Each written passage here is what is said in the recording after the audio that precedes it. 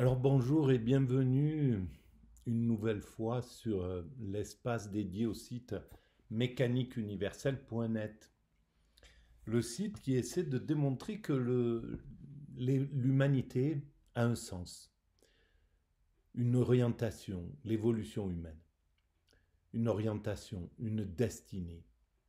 Nous construisons, sans le savoir pour l'instant encore, le paradis pour nos futurs descendants.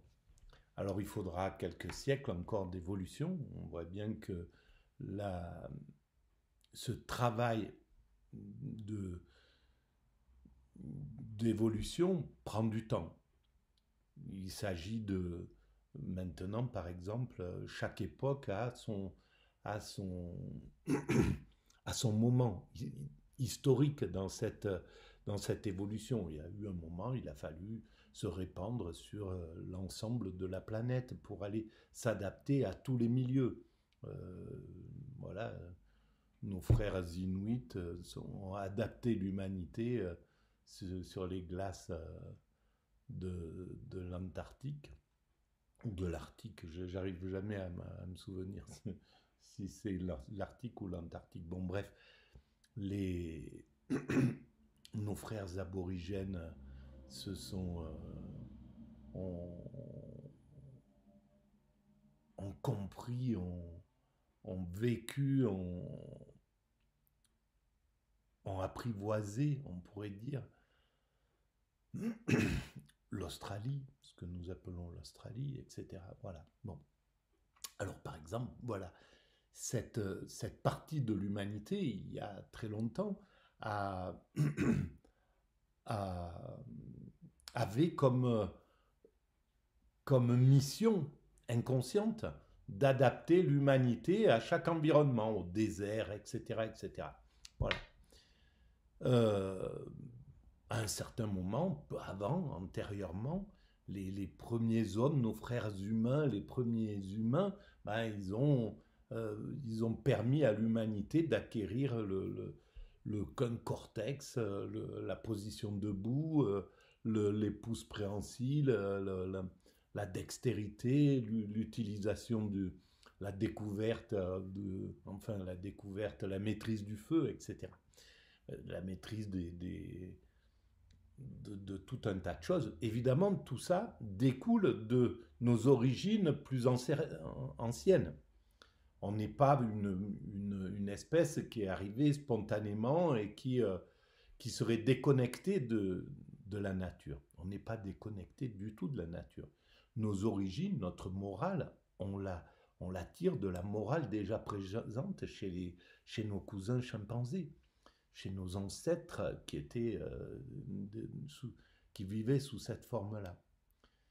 Et tout le reste, notre empathie, voilà, notre capacité à nous réconcilier, nos cousins primates naturels euh, l'avaient déjà porteur, etc.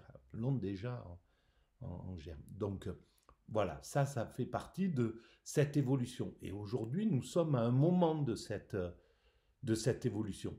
Un moment où l'humanité, après s'être répandue sur l'ensemble de la planète, a organisé, sans le savoir, une rencontre. Alors elle a été très dure, elle a été violente, elle a été injuste, mais ça a été un mouvement de, de réunification. Il a fallu aller à la découverte de chaque être humain qui compose cette humanité et que nous ne connaissions pas. Ça a été malheureusement fait sous la forme la plus violente et détestable de la colonisation, de la servitude, de l'esclavage, du massacre, etc. Mais voilà, l'humanité n'a pas la conscience infuse. Sa conscience monte. Aujourd'hui, ça se ferait d'une autre manière. Mais à cette époque-là, il y a eu... Alors, il faut combattre, il faut le mouvement, par exemple, actuel, le wokisme, est fondamental. Il est très important, même s'il il amène un excès. C'est pas l'excès, quoi qu'il arrive, il ne serait pas aussi violent que ce qu'il dénonce, c'est-à-dire l'esclavage, etc., le massacre des populations, des peuples. Euh, voilà. Et aujourd'hui, donc, on est à un moment, on avance vers cette unification. Alors, on y avance encore de façon inconsciente, donc brutale, dominatrice, etc., etc. La guerre, les guerres actuelles que, qui constellent la planète, eh ben, elles travaillent malheureusement à cette unification par l'inconscience. On- Tant qu'on n'a pas pris en main tant qu'on n'a pas compris notre sens, notre but, la finalité de l'humanité qui est universelle et bienveillante, tant qu'on n'a pas pris conscience de ça, et tant qu'on n'a pas déterminé, tant que les scientifiques n'auront pas dit, bon ben voilà, on a mis toute l'évolution dans les ordinateurs, dans notre système de calcul, et effectivement, avec tous les progrès qui ont été réalisés, toute l'histoire qu'on a mis dans cet ordinateur, et quand on lui demande où ça nous conduit, eh bien oui, il nous dit l'humanité va vers son ultime perfection, et cette perfection, c'est la paix universelle, entre autres. Alors donc, on y va maintenant, puisque la science euh, entérine cette intuition qui était déjà présente euh, dans dans les religions, hein, par exemple. L'idée d'apocalypse, l'idée de que le, que l'empire de Dieu, donc de l'amour, s'impose sur l'humanité, ça a déjà été pensé. L'idée de l'autre côté, dans le monde qui voit le monde de façon cyclique, l'idée de l'âge d'or, on va vers l'âge d'or. On peut le voir aussi sous cet angle-là. Donc cette intuition, elle est présente dans l'humanité depuis longtemps, mais simplement, l'humanité n'avance, aujourd'hui, elle n'avance qu'avec la science. Il faut que la science entérine les choses. Galilée va apporter une nouvelle façon de penser le monde. La religion va le rejeter, ne va pas accepter, et puis il va falloir attendre que la religion puisse digérer tout ça. À ce moment-là, c'était la religion qui, qui, qui bloquait.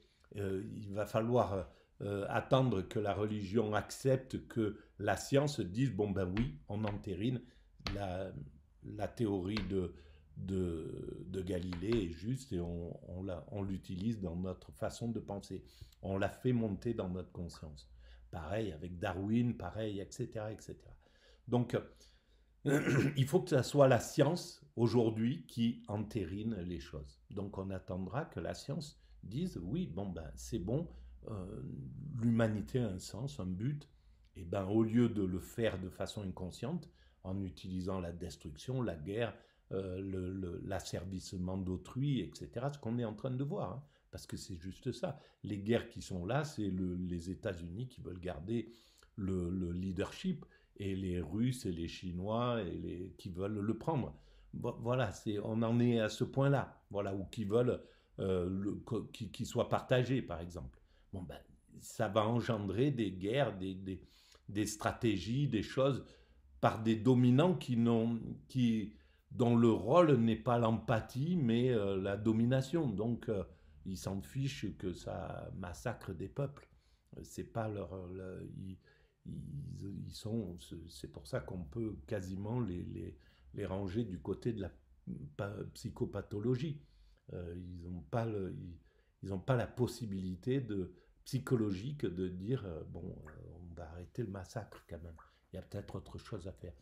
Donc ils ont leur rôle aussi, malheureusement, dans l'humanité. Dans l'humanité inconsciente, ils ont ce rôle-là de se battre pour le leadership, et ce qui va malgré tout conduire par le pire l'humanité vers sa perfection. Alors, ça, c'était l'introduction encore. Elle est longue, mais je voulais dans ces vidéos qui vont arriver, il va y en avoir normalement beaucoup, beaucoup, beaucoup, à mon sens. Parce que je voudrais reprendre entièrement le livre de Nietzsche, Ainsi parlait Zarathustra.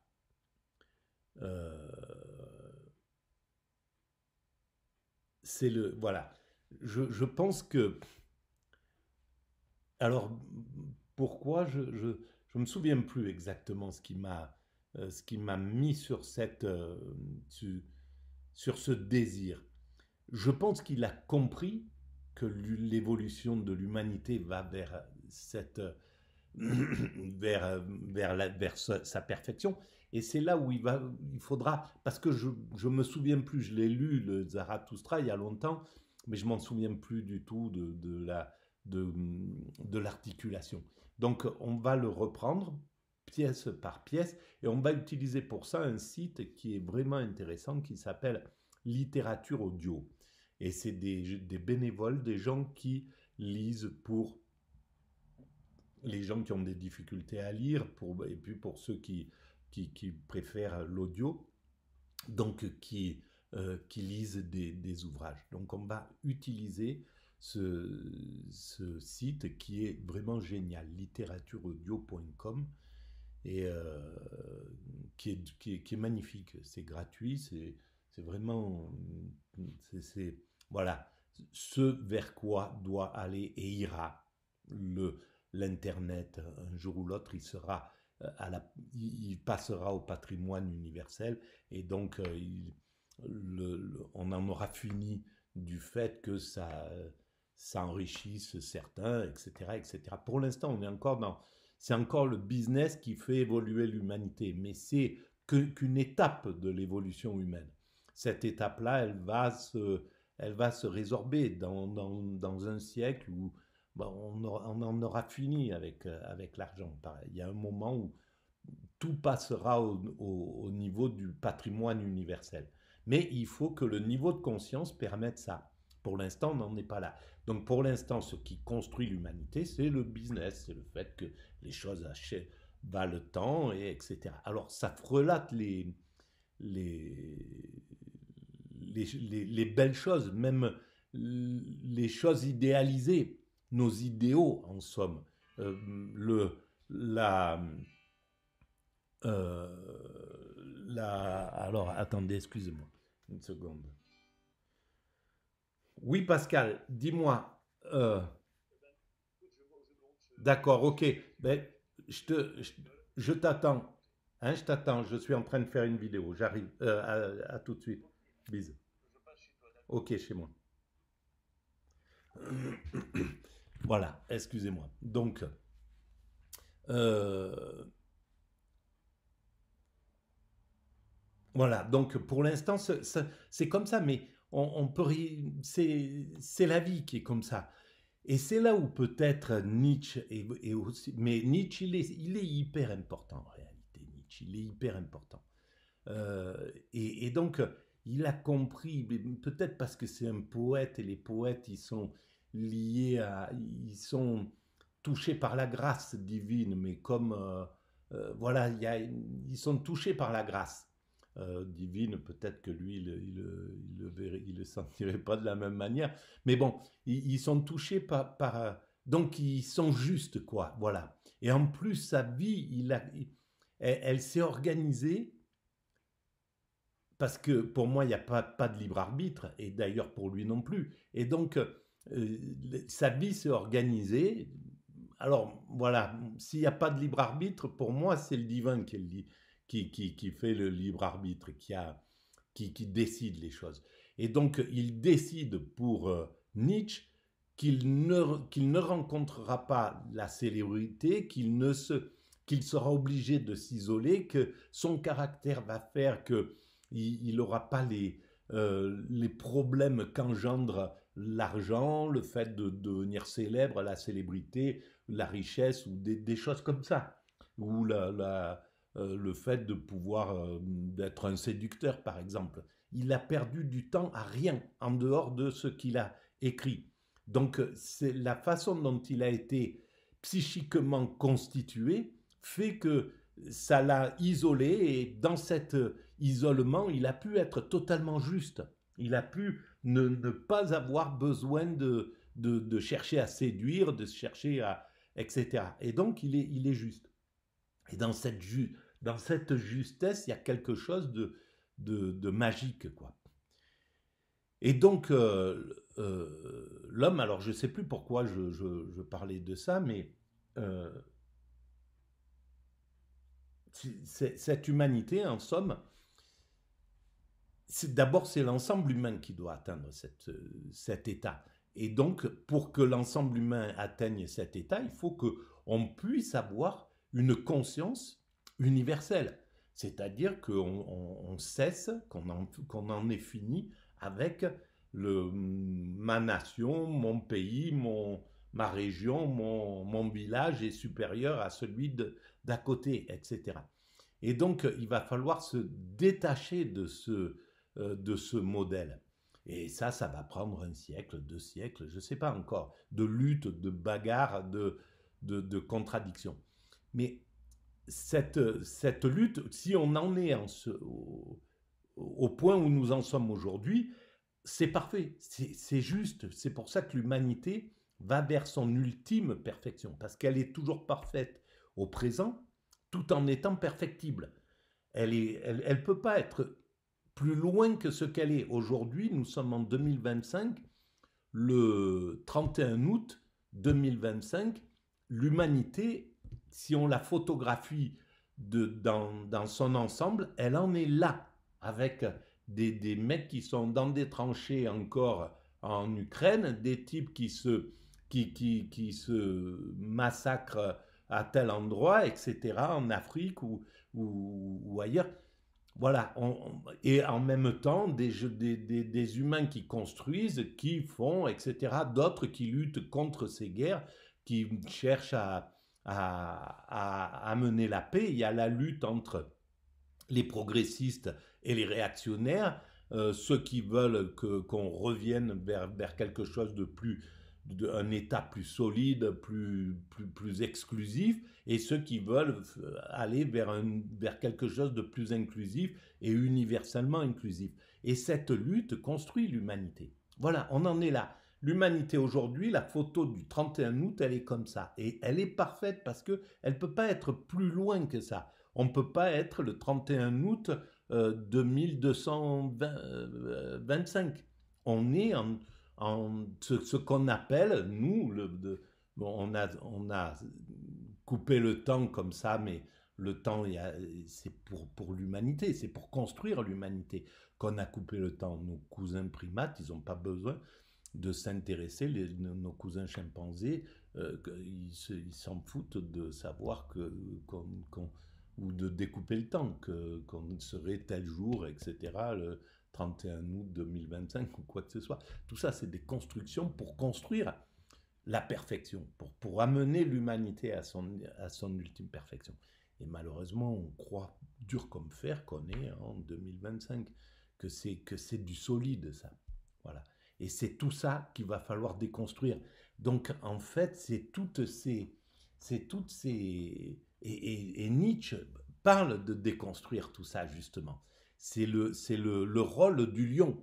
Dans les 3 grandes étapes de l'évolution, il y a le chameau qui traîne l'humanité, qui porte le poids de toute l'humanité, le lion qui cherche, qui va détruire les vieilles morales, euh, la vieille vision du monde, et puis l'enfant qui est libéré de cela.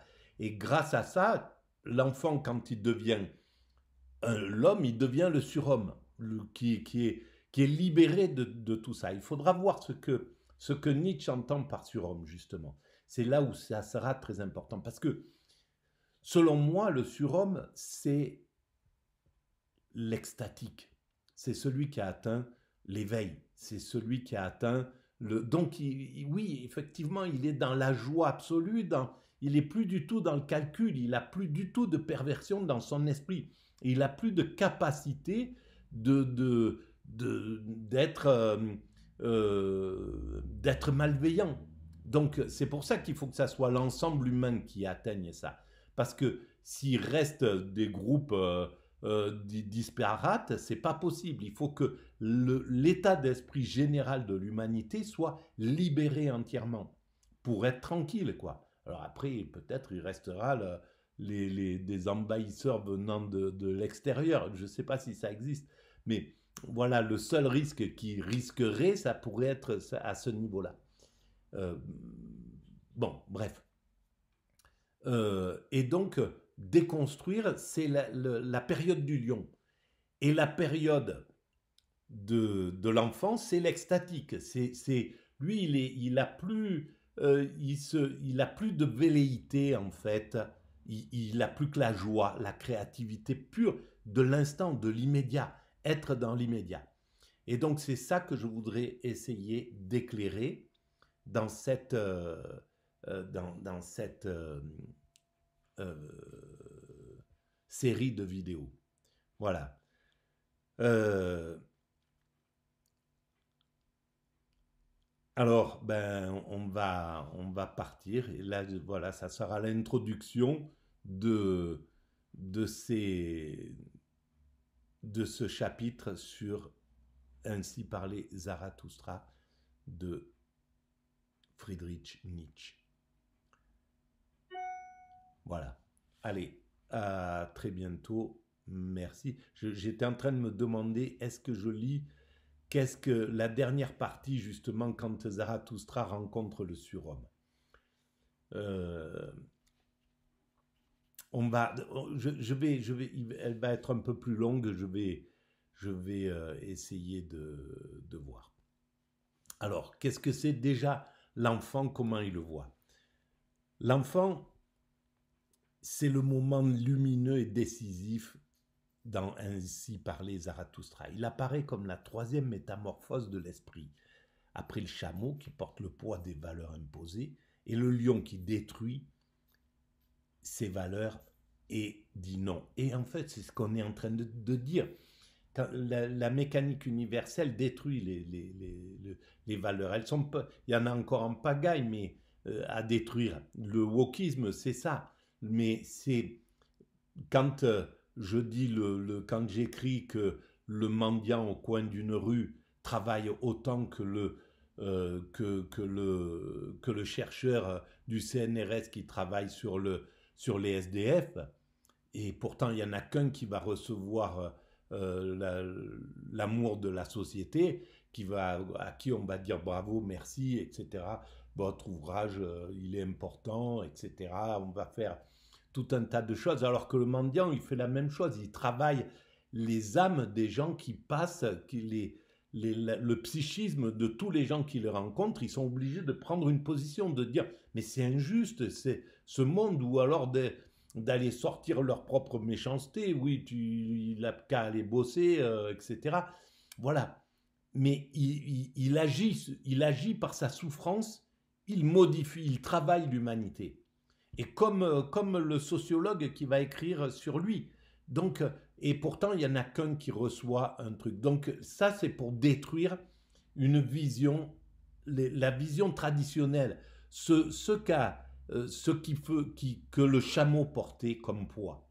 Voilà, c'est détruire ces stéréotypes, ces vieux mécanismes de pensée pour passer à un autre degré qui permet l'universel, qui permet la réconciliation, qui montre que tout est parfait dans ce monde et que même si c'est encore comme ça, justement, que la société humaine est injuste voilà, qu'elle maltraite ce qu'elle ne comprend pas, etc.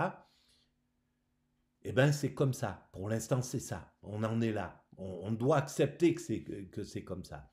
Voilà, ça c'est le lion qui est un peu dans cette veine-là, mais il y a déjà de l'enfant dans la mécanique universelle. Il y a déjà l'enfant qui accepte les choses telles qu'elles sont. C'est comme ça, voilà, c'est le monde, il se construit comme ça, et donc il faut être léger. Et ça serait la mécanique universelle quand elle parle de l'extase. C'est l'enfant à ce niveau-là. Alors, l'enfant, surgit comme un commencement radical. Et on est à ce niveau de l'humanité. Depuis Nietzsche, hein, voilà, depuis qu'on casse, et Nietzsche a été un des grands fracasseurs de ces stéréotypes. Et à la même époque, il y avait Darwin, et à la même époque, il y avait Saint-Simon, et à la même époque, il y avait Freud. Et à la même époque, il y avait... C'est pour ça qu'ils ont été fondamentaux. C'était des briseurs de stéréotypes, de valeurs, de fausses valeurs. Voilà. C'était des briseurs de ces choses-là.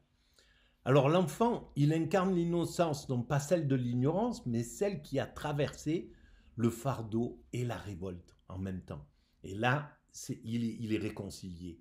Il accepte que le monde soit comme ça et qu'il a réussi à faire un monde d'enfants. Parce que c'est pas l'enfant dans un monde encore archaïque, un monde de chameaux. L'enfant dans les chameaux, il est obligé de se battre. Tandis que là, c'est l'humanité qui a atteint le stade de l'enfant. C'est autre chose.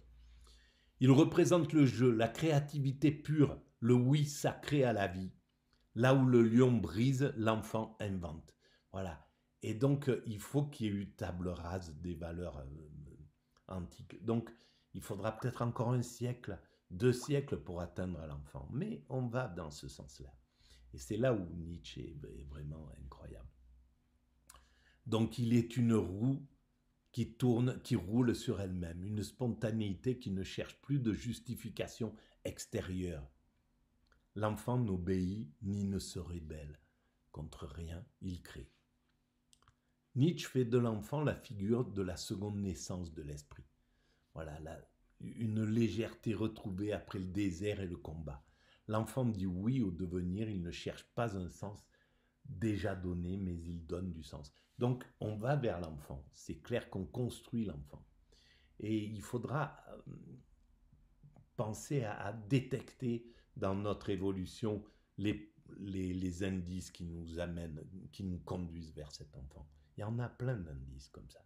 On voit bien qu'on devient des adolescents, qu'on perd un peu, qu'on devient léger d'une certaine manière, qu'on devient peut-être un peu stupide justement avec les ordinateurs, les trucs comme ça, qu'on devient apte à la simplicité d'esprit, grâce à justement tout ce qui va prendre le relais de notre pensée, pour nous libérer de la pensée euh, volontaire, pour libérer l'esprit, en fait.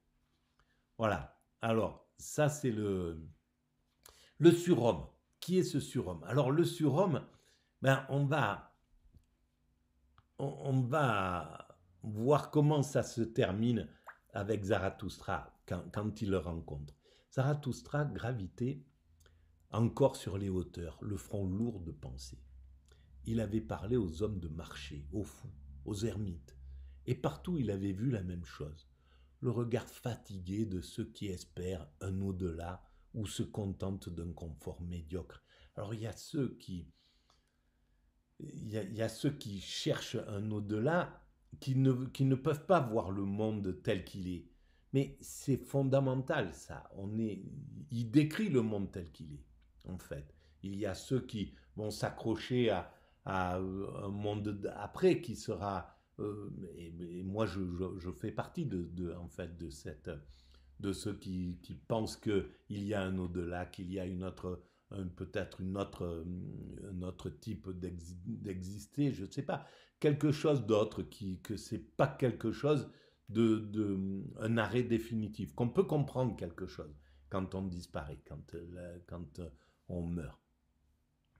Mais bon, voilà, il y a cela, puis les autres qui se confondent, qui ne croient pas ou qui acceptent de croire de façon superficielle et qui ne se révoltent pas le, le- contre le monde tel qu'il est, et qui est révoltant pourtant. Donc, il soupira assis sur un rocher face au couchant. Alors, un pas léger s'approcha derrière lui. Zarathustra se retourna. Il vit un homme, non plus qu'un homme, un être dont la présence semblait chanter sans ouvrir la bouche. Alors quelqu'un, un être dont la présence semblait chanter sans ouvrir la bouche, ça c'est l'extatique. Quand on est en état d'extase, pour avoir expérimenté de façon involontaire cet état pendant une semaine, quand on est dans cet état, c'est comme ça. On est béat d'intérieur, sans ouvrir la bouche, on transmet cet état-là. Et ceux qui nous croisent voient cet état. Ça ne change pas, on n'est pas on plane pas, on ne bat pas des ailes pour avancer, mais on transmet quelque chose de particulier dans cette chose-là. Et c'est peut-être ce qui fait que il y a une sage hindoue, je crois que c'est Ama, la mère, je ne sais plus qui c'est exactement, mais qui peut prendre les gens dans les bras, etc., qui est sans doute dans un état d'extase. Et donc, cet état se ressent. Elle peut être dans un état d'extase facilement, et donc, chaque fois qu'elle prend quelqu'un dans les bras ou qu'elle est au contact des gens, elle n'a pas besoin de parler, ça se transmet. Et ça, c'est évident que l'extase permet ce truc-là. C'est pour ça que l'extase fait que les animaux le sentent, la nature le sent, les choses le sentent. On est en connexion avec le tout dans cet état-là. Donc, un être dont la présence semblait chanter sans ouvrir la bouche. Donc, il y a quelque chose qui émane de l'autre. Cet étranger riait doucement, un rire clair, presque enfantin. Un rire clair, c'est le rire de l'extase. C'est pas un rire forcé, c'est un rire qui est faible mais plein. Voilà, ça c'est l'extase. Qui es-tu demanda Zarathustra. Tu ne portes ni fardeau ni chaîne, et pourtant ton regard ne fuit pas la douleur. Parce que c'est au-delà de ça. D'abord, il n'y a plus de douleur dans l'état d'extase. Il n'y a aucune douleur, c'est ça. Je suis celui que tu as appelé sans le savoir, répondit l'étranger. Je suis le joueur de la grande roue. Là où toi tu as dit non aux idoles, moi je dis oui à la vie. Donc il n'y a plus besoin de Zarathustra a fait le travail du lion. Il a cassé les trucs. Donc il peut devenir... Pardon, le surhomme peut arriver. L'enfant surhomme peut arriver. Zarathustra demeure silencieux, ébranlé. Tu es donc le surhomme, celui que j'ai annoncé aux hommes, mais que je n'ai jamais rencontré. L'autre sourit et ses yeux ressemblaient à l'aube. C'est un sacré poème, ainsi parlait Zarathustra. Je ne suis pas un but ni un maître, dit-il. Je suis ce que l'homme devient lorsqu'il cesse de se croire une fin. Voilà, quand on cesse de penser en réalité, et on devient une fin, parce qu'on devient divin dans l'état d'extase. Mais sauf qu'on n'y pense plus, on n'a plus d'intentionnalité, l'esprit n'est plus intentionnel, il n'a plus de visée. Et dans ce cas-là, eh bien, on n'a plus besoin de se croire une fin, mais on est une fin en réalité. Je suis le passage accompli, la corde franchie. Regarde, je danse sur le vide et le vide danse avec moi. Et le vide, c'est le vide, c'est le divin dans les religions, dans les spiritualités de l'autre continent, de l'autre côté de l'Asie. Mais le vide, c'est aussi le divin dans le judaïsme, dans le christianisme et dans l'islam. C'est-à-dire, c'est Dieu, on ne peut pas se faire, on ne doit se faire aucune image. Il est immatériel, c'est le vide en réalité. Mais un vide palpitant, un vide qui est juste vide à nos yeux, qui est autre chose que ça. Et il se mit à tourner léger dans le soir rouge. Son pas ne soulevait pas la poussière, mais l'air même semblait tournoyer autour de lui. Les éléments étaient avec lui. Donc, dans l'état d'extase, on est au contact, on est en fusion avec tous les éléments. C'est clair qu'on soulève plus de poussière parce qu'on n'est plus du tout agité. On est à un rythme de vie qui est hyper lent. C'est pour ça que je dis que les baleines ont atteint l'extase, parce que c'est le rythme des baleines. On est, voilà, on fait comme ça, on marche comme ça, voilà. Et ce rythme-là, si vous essayez de marcher comme ça, si vous expérimentez ce rythme, eh bien, votre âme, vous devenez, vous pouvez entrer en extase, juste en utilisant ce rythme de, de, de vie. Ça veut dire contraindre le corps à ne pas être dans le rythme ordinaire de l'agitation de la conscience ordinaire. Et là, on passe sur une conscience, un état de conscience modifié.